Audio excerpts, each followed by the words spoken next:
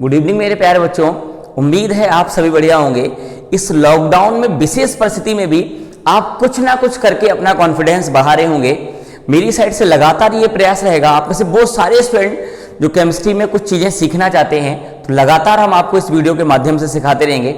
बहुत सारे ऐसे स्टूडेंट जिनका मैसेज आ रहा था, सर IUPAC सिखा दीजिए, तो वो हम आपको समझाने का प्रयास करेंगे। कुछ चीज़ें बेसिक जानेंगे। यह एक सीरीज के रूप में देखने के लिए मिलेगा। मतलब 5 से 7 वीडियो हम जो है यूट्यूब पे लगातार बनाएंगे, 2 या 3 दिन के गैप के अंतराल पर, जहां पर हम IUPAC आपको पूरा सिखाने का प्रयास करेंगे। वो सारे स्टूडेंट जो लगातार इन चीज़ों को भूल गए हैं या नहीं आ रहा है, वो इस वीडियो के माध्यम से सीखेंगे। तो IUPAC में अंदर तक जाने के लिए कुछ चीज़ें हम लोगों को जाननी होंगी, जिसमें सबसे पहला शब्द हम लोग यहाँ जानने का प्रयास करेंगे कार्बनिक यौगिक। ज़्यादा उसकी गहराई में तो नहीं जाएंगे, लेकिन IUPAC तक पहुंचने के लिए कुछ बेसिक जानकारी के बाद हम आपको IUPAC पढ़ाना स्टार्ट करेंगे। कार्बनिक यौगिक या ऑर्गेनिक कंपाउंड।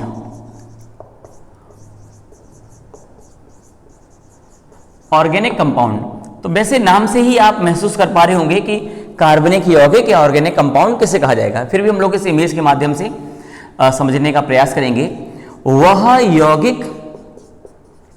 वह यौगिक जिसमें कार्बन उपस्थित होता है, वह कार्बनिक यौगिक के गुण पाए जाते हैं, ऐसे यौगिक को ही कार्बनिक यौगिक कहते हैं। एक बार फिर हम लोग यहां जानने का प्रयास करेंगे।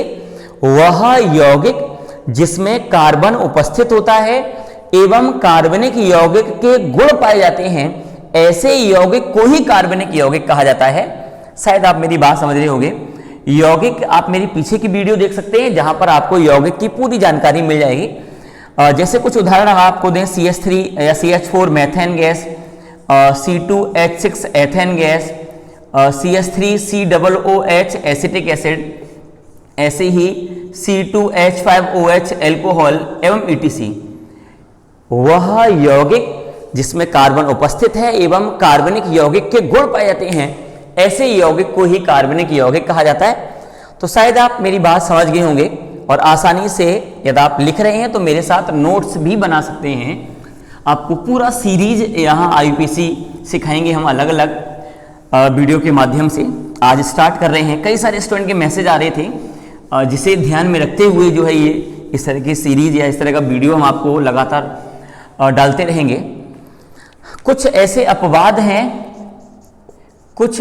अपवाद हैं जिनमें कार्बन उपस्थित होने के बावजूद भी कार्बनिक यौगिक के गुण न होने के कारण उन्हें कार्बनिक यौगिक नहीं कहा जाता है। जितने भी कार्बोनेट के कंपाउंड हैं, जैसे सोडियम कार्बोनेट, पोटेशियम कार्बोनेट, ये जितने भी यौगिक हैं, ये सभी अकार्बनिक यौगिक होते हैं, क्योंकि इनमें अकार्बनिक यौगिक के गुण होते हैं। ऐसे ही आपका पोटेशियम कार्बोनेट, ऐसे आपका खाने का सोडा NaHCO3, ऐसे आपका सोडियम साइनाइड या पोटेशियम साइनाइड NETC। मतलब कुछ ऐसे भी यौगिक हैं जिनमें कार्बन उपस्थित होने के बावजूद भी वो कार्बनिक यौगिक नहीं है, क्योंकि उनमें कार्बनिक यौगिक के गुण नहीं है। तो ऐसी स्थिति में आप समझ रहे हो ये अकार्बनिक यौगिक किस श्रेणी में आते हैं। तो शायद ये पीछे की वीडियो में भी हमने बताया था, आप समझ गए होंगे। IUPAC तक पहुंचने के लिए बेसिक जो चीजें हम आपको बता सकते हैं संक्षिप्त में, आप ये फिर समझिए। जब हम क्लास में पढ़ाते हैं तो वो एक्सप्लेन होता है, क्योंकि वहाँ टाइम मेरे पास पर्याप्त होता है। यहाँ हम कुछ वीडियो के माध्यम से आपको बेसिक जानकारी देने का लगातार प्रयास करेंगे। इसी से जुड़ा हुआ अगला शब्द हम लोग यहाँ जानते हैं, हाइड्रोकार्बन। हाइड्रोकार्बन, वैसे नाम भी समझ में आ रहा हो, हाइड्रोकार्बनिक कंपाउंड।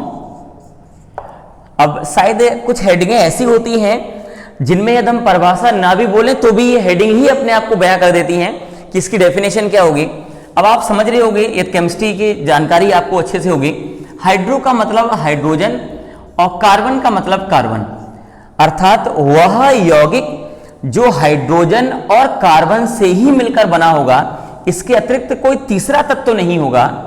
वह यौगिक जो हाइड्रोजन और कार्बन से मिलकर बना होगा, इसके अतिरिक्त कोई तीसरा तत्व नहीं होगा, ऐसे यौगिक को ही हाइड्रोकार्बन कहा जाता है। शायद मुझे उम्मीद है आप ध्यान रखेंगे। वह यौगिक जिसमें केवल हाइड्रोजन और कार्बन होगा, इसके अतिरिक्त कोई तीसरा तत्व नहीं होगा, ऐसे यौगिक को हाइड्रोकार्बन कहा जाता है। जैसे अभी आपने उदाहरण देखा था मेथेन गैस, ये आपका हाइड्रोकार्बन है। क्यों? क्योंकि इसमें केवल कार्बन और हाइड्रोजन है। ऐसे ही एसिटिलीन गैस, आप देख रहे होंगे इसमें भी केवल कार्बन और हाइड्रोजन है। ऐसे ही आपका एथिलीन गैस, इसे फल पकाने वाला हार्मोन या फल पकाने वाला गैस भी कहा जाता है, इसका वेल्डिंग के रूप में यूज करते हैं। और ये एक नेचुरल गैस है जिसे ईंधन के रूप में यूज किया जाता है। तो ये बेसिक जानकारियां भी होंगी, आप लोगों से जुड़े रहिए तो बहुत कुछ इस तरह से हम आपको बीच बीच में डालते रहेंगे। और उसके बाद में तो हम लोग क्या देखेंगे, मेथेन गैस को नेचुरल गैस या ऐसे ईंधन के रूप में यूज किया जाता है, एसिटिलीन को वेल्डिंग के रूप में, ये फल पकाने वाला हार्मोन है। तो ये मुझे लग रहा है शायद हाइड्रोकार्बन आप समझ गए होंगे, जो केवल हाइड्रोजन और कार्बन से मिलकर बना होता है उसे हाइड्रोकार्बन कहा जाता है। हाइड्रोकार्बन को जनरली या सामान्यतः 2 पार्ट में क्लासीफाई किया गया है। हाइड्रोकार्बन को सामान्यतः 2 पार्ट में क्लासीफाई किया गया है, ये हम लोग कुछ इस लाइन के माध्यम से जानेंगे। नंबर 1 सैचुरेटेड हाइड्रोकार्बन, तो आप समझ रहे होंगे नंबर 1 सैचुरेटेड हाइड्रोकार्बन, या हिंदी में से हम बोलते हैं संतृप्त हाइड्रोकार्बन, संतृप्त हाइड्रोकार्बन।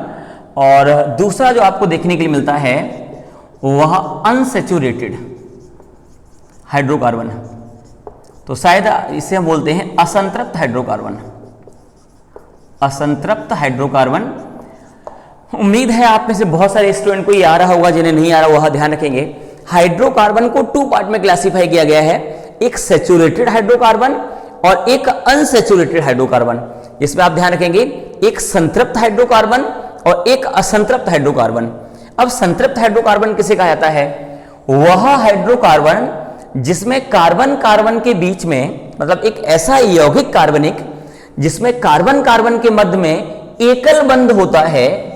आप उम्मीद करेंगे, ध्यान रखेंगे, वह हाइड्रोकार्बन जिसमें कार्बन कार्बन के मध्य में एकल बंध होता है, ऐसे हाइड्रोकार्बन को संतृप्त हाइड्रोकार्बन कहा जाता है। जैसे butane CH3 single bond, CH2 single bond, CH2 single bond, CH3, आप समझ रहे होंगे।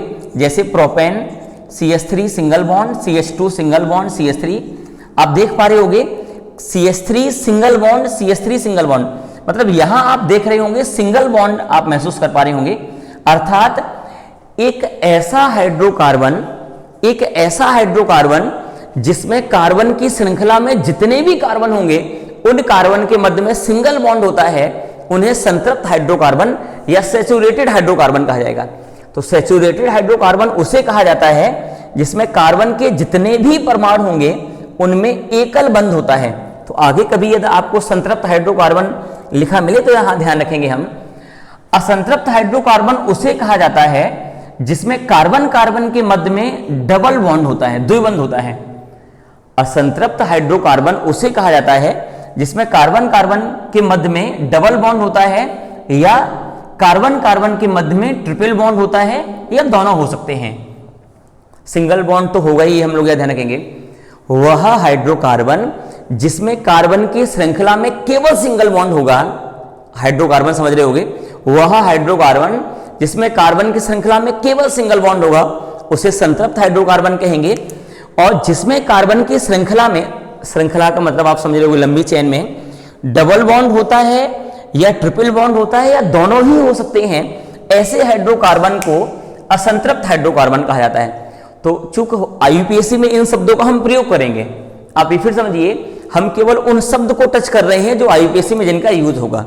तो चूंकि आप समझ रहे होंगे, हमने आपको पहले ही बता दिया, इस वीडियो में आपको पूरा IUPAC नोमेनक्लेचर जो है वो पढ़ने के लिए मिलेगा। तो हाइड्रोकार्बन समझ में आ गया होगा, संतृप्त हाइड्रोकार्बन समझ में आ गया होगा, असंतृप्त हाइड्रोकार्बन भी आपको समझ में आ गया होगा। वह हाइड्रोकार्बन जिसमें एकल बंध होता है, जितने भी कार्बन होंगे उनके मध्य में, वो संतृप्त होगा। और जिसमें आपका डबल बॉन्ड और ट्रिपल बॉन्ड देखने के लिए मिलता है, वह असंतृप्त हाइड्रोकार्बन कहलाएगा। उम्मीद है आप शायद इन लाइनों को ध्यान रखेंगे और जिससे कि आप बेहतर तरीके से पूरा नोमेनक्लेचर समझ पाएं। जो पहले से ही किसी ऐप के माध्यम से या हमसे ऐप के माध्यम से जुड़े हुए हैं, उन्हें पूरा सिलेबस धीरे धीरे पढ़ने के लिए मिल रहा है। आप में से बहुत सारे ऐसे स्टूडेंट हैं जो जानते होंगे कि एक ऐप, स्टडीबिल ऐप, जिसमें हम आपको पूरी केमिस्ट्री 10th, 11th और 12th की सीरियल वाइज, लेसन वाइज पढ़ा रहे हैं। तो आप में से कोई भी स्टूडेंट यदि उस ऐप से जुड़ना चाहता है तो आप प्ले स्टोर से वो ऐप डाउनलोड कर लीजिए और उसके बाद में जैसे कि हम आपको एक यहाँ IUPAC पढ़ा रहे हैं, बिल्कुल वैसे ही वहां पर आपको 10th 11th 12th 3 क्लासें स्टार्ट कर दी हैं। 1 अगस्त से BSc भी स्टार्ट करेंगे। तो ये सारी क्लासें आपको बिल्कुल वैसे ही पढ़ने के लिए मिलेंगी जैसे कि ऑफलाइन में मिला करती हैं। मेरा पूरा प्रयास है वहां पर आपको 8 से 10 वीडियो एक डेमो के रूप में मिल जाएंगे जिससे आप आसानी से समझ सकते हैं। बाकी हम लोग यहां देखते हैं आगे क्या जानेंगे ध्यान से। क्रियात्मक समूह, क्रियात्मक समूह, फंक्शनल ग्रुप, क्रियात्मक समूह या फंक्शनल ग्रुप किसे कहा जाता है? तो उम्मीद है आप ध्यान रखेंगे और महसूस करेंगे।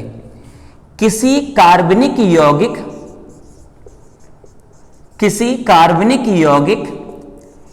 के अणु में, के मॉलिक्यूल में, उम्मीद आप ध्यान रखेंगे, किसी कार्बनिक यौगिक या ऑर्गेनिक कंपाउंड के मॉलिक्यूल में वह समूह जो उस कार्बनिक यौगिक या किसी कार्बनिक यौगिक के अणु में वह समूह जिस पर उस कार्बनिक यौगिक के रासायनिक गुण निर्भर करते हैं। उम्मीद है शायद आप मेरी बात समझ पा रहे होंगे। कार्बनिक यौगिक के अणु में वह समूह जिस पर उस कार्बनिक यौगिक के रासायनिक गुण निर्भर करते हैं, ऐसे समूह को ही क्रियात्मक समूह कहा जाता है। अब हम आपको कुछ उदाहरण के माध्यम से समझेंगे, शायद मेरी बात आप समझ जाओगे। कार्बनिक यौगिक के अणु में एक ऐसा समूह जिसकी वजह से उस समूह के रासायनिक गुण निर्भर करते हों, इस प्रकार के समूह को ही क्रियात्मक समूह कहा जाता है। जैसे एक उदाहरण हम आपको दे रहे हैं, एल्कोहल CH3OH, एल्कोहल का एक उदाहरण ले लिया। अब आप देख पा रहे होंगे एल्कोहल में ये तो आपका है मूलक, इसे रेडिकल बोलते हैं। उम्मीद आप ध्यान रखोगे। एल्कोहल में एल्कोहल के रासायनिक गुण OH पर निर्भर करते हैं, तो आपका OH जो है वो क्रियात्मक समूह होगा। उम्मीद है आप मेरी बात समझ रहे होंगे। लास्ट बार हम फिर बोले दे रहे हैं, किसी कार्बनिक यौगिक के अणु में उपस्थित वह समूह जिस समूह पर रासायनिक गुण निर्भर करते हैं, ऐसे समूह को ही क्रियात्मक समूह कहा जाता है। एक उदाहरण भी हमने आपको दे दिया, आप समझ पा रहे होंगे। एल्कोहल में ऐसे ही कुछ उदाहरण हम आपको और देंगे। क्रियात्मक समूह समझ में आ गया होगा। क्रियात्मक समूह का मतलब जिस पर रासायनिक गुण निर्भर करेंगे, ऐसा समूह ही आपका क्रियात्मक समूह कहलाता है।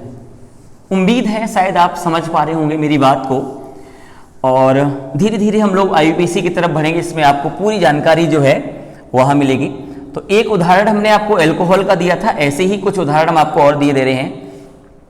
जैसे एल्डिहाइड या एसिटिल्डिहाइड CH3CHO, आप देखोगे एसिटिल्डिहाइड में ये तो आपका है मूलक, लेकिन यह जो समूह है, इस समूह पर किसी भी कार्बनिक यौगिक या इस कार्बनिक यौगिक के रासायनिक गुण निर्भर करेंगे, तो ये समूह ही आपका कहलाएगा क्रियात्मक समूह या फंक्शनल ग्रुप।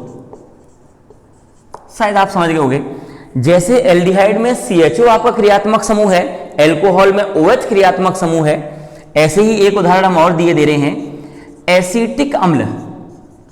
तो आपसे कोई यदि पूछे या हमसे कोई पूछे कि सर एसिटिक अम्ल में किस समूह के कारण जो है वो या किस समूह पर रासायनिक गुण निर्भर करते हैं, तो आप देखते ही बता सकते हो कि आगे वाला जो हिस्सा है जो आपका कहलाता है मूलक या रेडिकल, क्योंकि इसका नाम मेथिल है, और CH3COOH जो आपका कार्बोक्सिलिक समूह है, यह कार्बोक्सिलिक समूह ही कहलाता है क्रियात्मक समूह। तो उम्मीद है शायद आप मेरी बात समझ गए होंगे, और यहां पर आप ध्यान रखोगे कि IUPAC में हम क्रियात्मक समूह जैसे शब्द का प्रयोग करेंगे, तो हम नहीं चाहते कि आप क्रियात्मक समूह वहां नहीं जानते हों। इसलिए मेरा ये प्रयास था कि IUPAC में जो जो शब्द यूज होंगे उन सारे शब्दों को समझाते हुए चला जाए, जिससे कि आप मेरी बात आसानी से एक क्रम में समझ सकें। तो एक बार हम लोग यहाँ फिर जानेंगे। कार्बनिक यौगिक वह जिसमें कार्बन उपस्थित होता है, हाइड्रोकार्बन वह जो हाइड्रोजन और कार्बन से मिलकर बना होता है। हाइड्रोकार्बन के बाद में ये दो प्रकार का होता है, संतृप्त और असंतृप्त हाइड्रोकार्बन। और उसके बाद हम लोगों ने जो है वो यह क्रियात्मक समूह जानने का प्रयास किया कि क्रियात्मक समूह किसे कहते हैं। वह यौगिक या किसी भी यौगिक के अणु में ऐसा समूह जिस पर रासायनिक गुण निर्भर करते हैं वह क्रियात्मक समूह कहलाता है। अब चूंकि शायद आप में से बहुत सारे ऐसे स्टूडेंट जानते होंगे, कार्बनिक यौगिक की संख्या बहुत अधिक है, लगातार बढ़ रही थी। आप अंदाजा लगाइए, कार्बनिक यौगिक की संख्या लगातार बहुत बढ़ रही थी, अतः इन कार्बनिक यौगिक को याद करना बहुत कठिन था। कई वैज्ञानिक ऐसे थे जिन्होंने कई सारी पद्धतियां दी। 1892 1892 से लेकर 1958 के बीच में कई वैज्ञानिकों ने कार्बनिक यौगिक की संख्या बहुत अधिक थी। संख्या अधिक होने की वजह से इनके नाम को याद करने में कठिनाइयां हो रही थी, इसलिए 1892 से लेकर 1958 के बीच में कई वैज्ञानिकों ने प्रयास किया, अलग अलग तरह का सिस्टम या पद्धति दी जिसमें नाम लिखने का प्रयास किया गया। लेकिन जो ये सिस्टम दिया गया था, वह सिस्टम जब इन्होंने दिया था, जिन वैज्ञानिकों ने इन्हें प्रयास किया होगा, उन वैज्ञानिकों ने क्रमबद्ध तरीके से और सुव्यवस्थित तरीके से दिया था।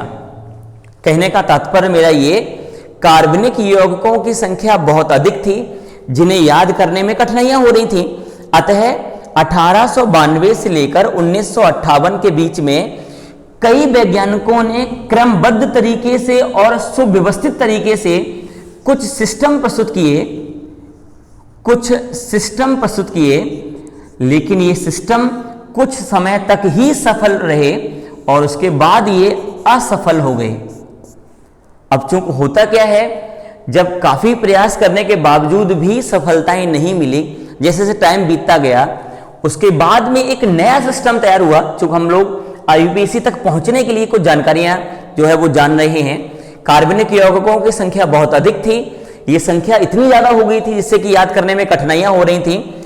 अतः 1892 से लेकर 1958 के बीच में कई वैज्ञानिकों ने क्रमबद्ध और सुव्यवस्थित तरीके से प्रयास किया कि हम एक सिस्टम दें। वह सिस्टम कुछ वर्षों तक चला भी, लेकिन वह अपनी कोई ठोस जानकारी नहीं दे पाए, जिससे कि ये सिस्टम जो है लगभग सभी असफल हो गए। उसके बाद में 1958 में या 1958 के अंत में और 1959 में एक नया सिस्टम दिया गया जिसे कहा गया IUPAC सिस्टम। मुझे उम्मीद है आप ध्यान रखेंगे। IUPAC सिस्टम यह एक ऐसा सिस्टम है जिसके अंतर्गत जितने भी यौगिक हैं उनके नाम लिखने, जैसे नामकरण कहा जाता है, तो IUPAC जो नोमेनक्लेचर है, IUPAC सिस्टम जो है, उसके अंतर्गत जितने भी कार्बनिक यौगिक हैं उन कार्बनिक यौगिक के नाम लिखना सिखाया जाता है। यह सिस्टम, मेरी बात आप समझ पा रहे होंगे, यह सिस्टम 1958 या 1959 के दौरान दिया गया था, जिसके अंतर्गत जितने भी नाम हैं उनको आसानी से लिखा जा सकता है। इसका पूरा नाम है इंटरनेशनल, मुझे उम्मीद है आप समझ पा रहे होंगे, international union of pure and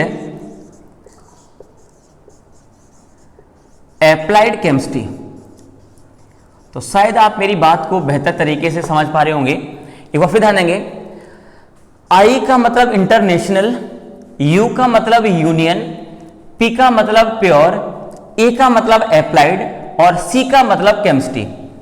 तो international union of pure and applied chemistry यह एक ऐसा पद्धति या यह एक ऐसा सिस्टम है जिसमें कार्बनिक यौगिकों के नाम लिखने सिखाए जाते हैं। यह सिस्टम 1958-1959 के मध्य में दिया गया। तो आप मेरी बात आसानी समझ पा रहे होंगे। एक ऐसा सिस्टम जिसमें हम आपको IUPAC नाम लिखना सिखाएंगे। शायद आप मेरी बात समझ पाएंगे आसानी से। आपने यह पूरा नाम लिख लिया होगा, international union of pure and applied chemistry, जिसके अंतर्गत हम आपको IUPAC नाम लिखना सिखाएंगे। धीरे धीरे हम लोग IUPAC की तरफ बढ़ रहे हैं, जिसमें हम आपको एक पूरा सिस्टम सिखाएंगे, पूरा पद्धति सिखाएंगे, जिसमें आपको नाम किस तरह से लिखा जाएगा ये हम आपको बताएंगे। अब यहां आईयूपीएसी सिस्टम को जो है वो 4 पार्ट में हम आपको डिवाइड करेंगे। पहले तो हम लोग एलिफेटिक, आप जानते होंगे एलिफेटिक हाइड्रोकार्बन उन्हें कहा जाता है खुली श्रृंखला को। यहां पर हम लोग एलिफेटिक कंपाउंड का नोमेनक्लेचर पढ़ेंगे। ऐसे ही हम आपको साइक्लिक का भी सिखाएंगे। एलिफेटिक कंपाउंड को यहां या जानते हो ओपन चेन कंपाउंड भी कहा जाता है, ओपन चेन कंपाउंड भी कहा जाता है। तो आईयूपीएसी को हम 2 भागों में डिवाइड करेंगे, एक एलिफेटिक कंपाउंड, एक एरोमेटिक कंपाउंड। तो अभी हम लोग जो आईयूपीएसी सीखेंगे वो एलिफेटिक कंपाउंड की। अब यदि किसी को लगे सर एलिफेटिक कंपाउंड किसे कहते हैं, एलिफेटिक कंपाउंड खुली श्रृंखला वाले यौगिक को कहा जाता है। एलिफर, फैट, ये शायद जानते होंगे, या हम लोग एक वीडियो के माध्यम से अलग पढ़ेंगे कि एलिफेटिक शब्द एलिफर से लिया गया, इसका शाब्दिक अर्थ फैट होता है या बसा होता है। चूंकि हम लोग यहाँ आईयूपीएसी की चर्चा कर रहे हैं तो उसकी गहराई में जाने का प्रयास नहीं करेंगे। एलिफेटिक या ओपन चेन कंपाउंड के आईयूपीएसी नोमेनक्लेचर को पढ़ाएंगे और इसको 4 पार्ट में क्लासिफाई किया गया है। तो उम्मीद है शायद आप मेरे साथ नोट्स बना रहे होंगे और बेहतर तरीके से समझ पा रहे होंगे। एलिफेटिक कंपाउंड में ओपन चेन कंपाउंड के बारे में हम लोग यहाँ जानेंगे। अब इसे 4 पार्ट में क्लासिफाई किया गया है जिससे कि हम आपको आसानी से आईयूपीएसी सिखा सकते हैं। अब वो है कौन कौन से, ध्यान समझना, इसीलिए हमने कुछ शब्दों को पहले ही क्लियर करा दिया था। सैचुरेटेड, उम्मीद है आप ध्यान रखेंगे, सैचुरेटेड हाइड्रोकार्बन का आईयूपीएसी नामकरण, उम्मीद है आप सभी ध्यान रखेंगे। सैचुरेटेड हाइड्रोकार्बन का आईयूपीएसी नामकरण या नोमेनक्लेचर। तो अब सैचुरेटेड चूंकि हम यहां बोल चुके हैं, उम्मीद है आप सभी को आ रहा होगा। संतृप्त हाइड्रोकार्बन का आईयूपीएसी नामकरण, ये सबसे पहले हम आपको सिखाएंगे। सेकेंड, अनसैचुरेटेड हाइड्रोकार्बन का आईयूपीएसी नामकरण, उम्मीद है आप मेरे साथ आसानी से आईयूपीएसी सीख पाएंगे। मतलब एक बार फिर समझ लीजिए, जो हम आपको आईयूपीएसी पढ़ा रहे हैं, यह आईयूपीएसी 2 पार्ट में पढ़ाएंगे, एलिफेटिक एंड एरोमेटिक, जिसमें सबसे पहले एलिफेटिक के बारे में हम लोग यहां पढ़ेंगे। और एलिफेटिक को 4 पार्ट में क्लासिफाई किया गया है। सैचुरेटेड हाइड्रोकार्बन का आईयूपीएसी नामकरण, अनसैचुरेटेड हाइड्रोकार्बन का आईयूपीएसी नामकरण, ऐसे ही तीसरा क्रियात्मक समूह। आप जानते होंगे, आप अंदाजा लगाइए, वो सारे शब्द हमने पहले से ही टच कर लिए हैं जिससे कि आप आसानी से समझ सके, समस्या ना हो। अब यदि हम यहां सीधे सीधे संतृप्त लिख देते सैचुरेटेड, तो आपको पता ही नहीं चलता कि संतृप्त होता क्या है। इसीलिए संतृप्त शब्द हमने पहले ही समझा दिया आपको। क्रियात्मक समूह वाले कार्बनिक यौगिक या ऑर्गेनिक कंपाउंड, कार्बनिक यौगिक का आईयूपीएसी नामकरण, का आईयूपीएसी नामकरण। और ऐसे ही हम लोग चौथा लिखेंगे, एक से अधिक